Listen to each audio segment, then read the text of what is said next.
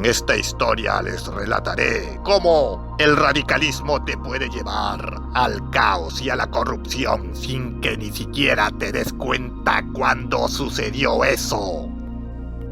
Les voy a hablar un poco sobre la Inquisición, pero sobre todo sobre los inquisidores de Warhammer 40.000.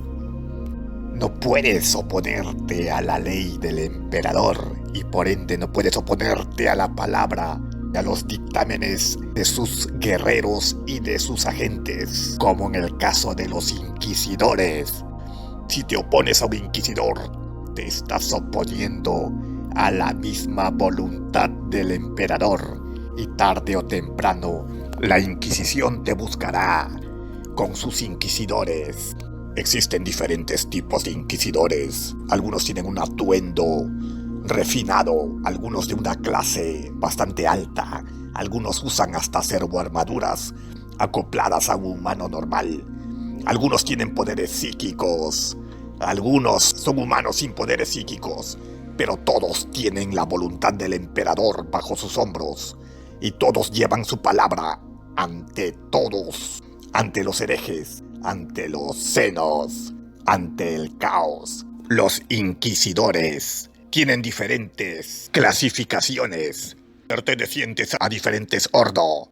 Por ejemplo, están los inquisidores que se encargan solamente de la cacería de senos. Y por otra parte están los inquisidores que se encargan de la condenación de los herejes, de buscar la contaminación del caos, de perseguir a los agentes del caos. Otro dato que es muy interesante y que me llama mucho la atención de los inquisidores es cómo ellos van reclutando a su séquito, que le acompañan, y no los recluta en un lugar específico. Por lo general lo que ellos hacen es encontrar a gente e incluso hasta senos que puedan obedecerles y que les sirvan como una herramienta leal al emperador y al imperio de la humanidad. Es por esa razón que los inquisidores tienen entre su séquito variopintos personajes, pero todos feroces y leales al emperador. Este séquito, el séquito de los inquisidores, puede estar conformado por individuos, sean hombres o mujeres y, como dije, hasta senos, pero todos con las capacidades y habilidades que puedan servir al inquisidor y por ende al emperador y al imperio. Están por una parte los inquisidores, que son dogmáticos, ortodoxos, que es como normalmente comienzan a ser los inquisidores. Algunos se mantienen así, obedecientes de las leyes más drásticas y ortodoxas del imperio. Sin embargo, muchos cambian de ser inquisidores muy llevados a las reglas y a las dogmas y se convierten luego en inquisidores radicales, lo cual puede ser, en algunos casos extremos, muy peligroso. Pero por lo general se dice que los inquisidores empiezan como inquisidores muy dogmáticos, sin salir ni siquiera un ápice de las normas establecidas por el imperio, pero que luego se van radicalizando. Algunos se mantienen radicales pero leales, pero algunos otros cruzan el umbral entre el radicalismo y el caer al caos. Y es ahí donde recae todo el peligro de los inquisidores radicales. Pero hay un ejemplo que les pondré aquí para que entiendan de qué estoy hablando con respecto a las diferencias entre un inquisidor dogmático y ortodoxo y un inquisidor radical.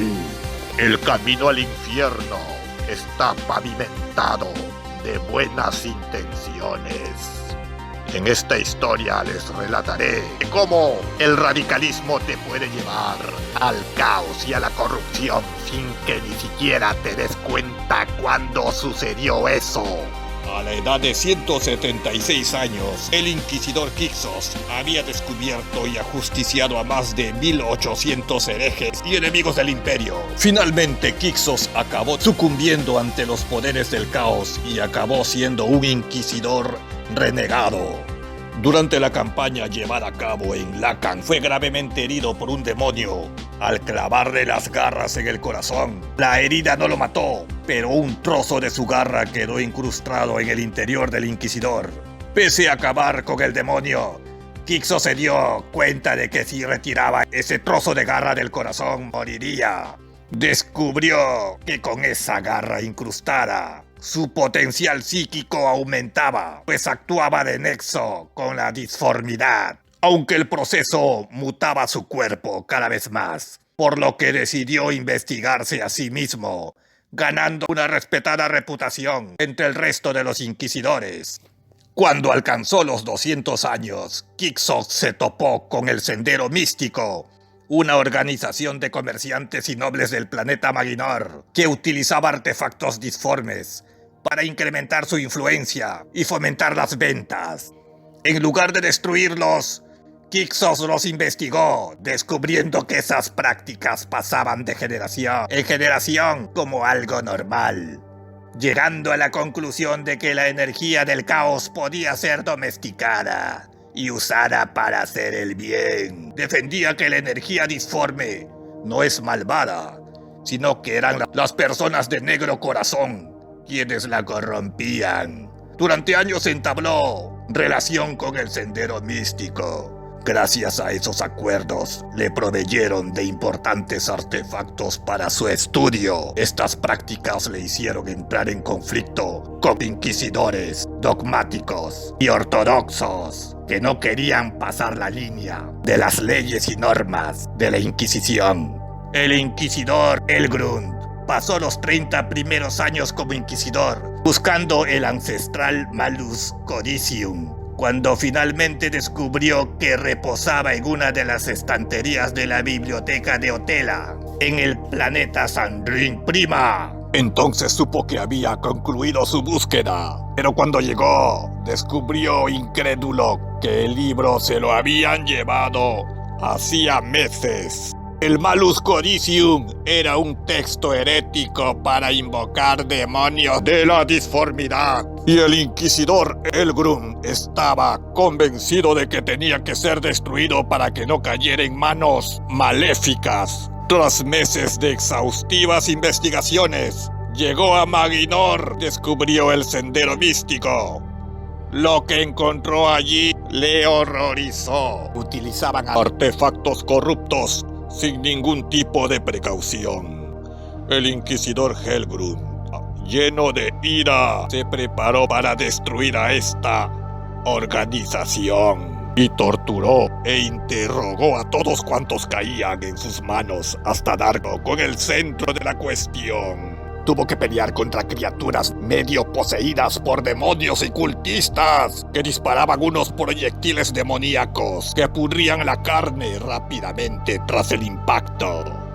Aún así, el inquisidor llegó al Sancta Sanctorum de la secta con la ayuda de los redencionistas y los arcoflagelantes que el cardenal de Maginor le había proporcionado. Se enfrentó al líder de la secta y sus huestes, que no era otro sino el inquisidor Kixos, el radical. Pero esta vez el inquisidor Kixos no era el mismo, estaba deformado por el caos y estaba enloquecido por los poderes ruinosos del caos. Poseía el tomo maldito y aún asombrado de que un inquisidor tan joven hubiera llegado tan lejos, estaba tan decidido a darle a aquel mocoso una lección. All ready to proceed.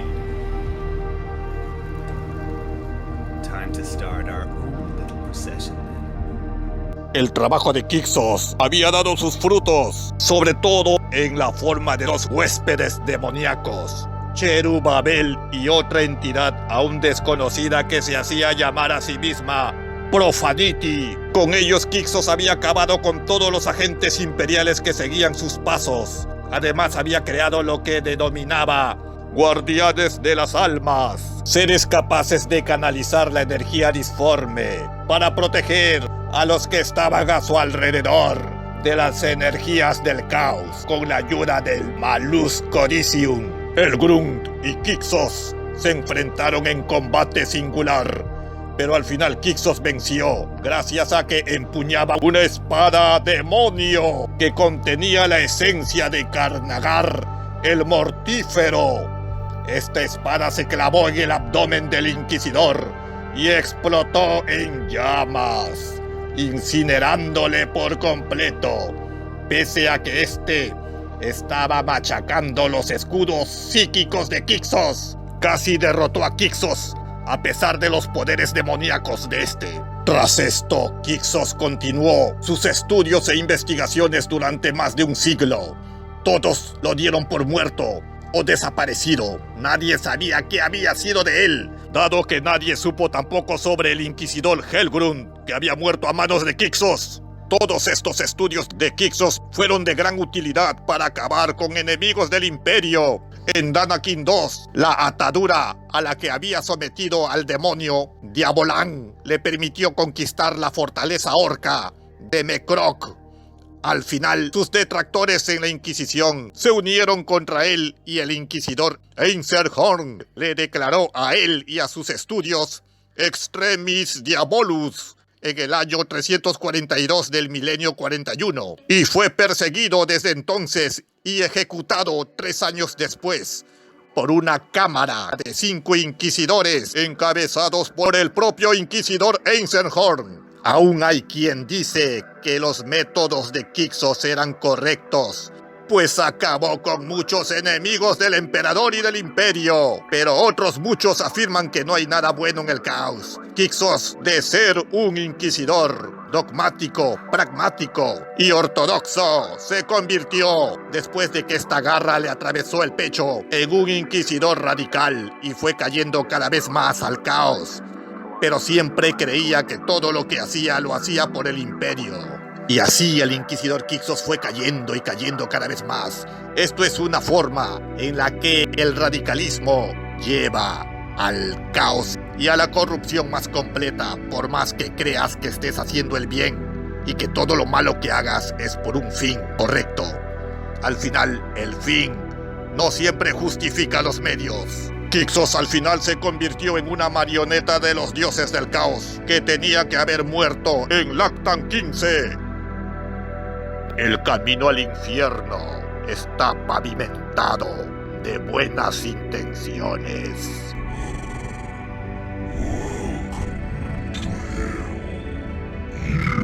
Welcome to hell.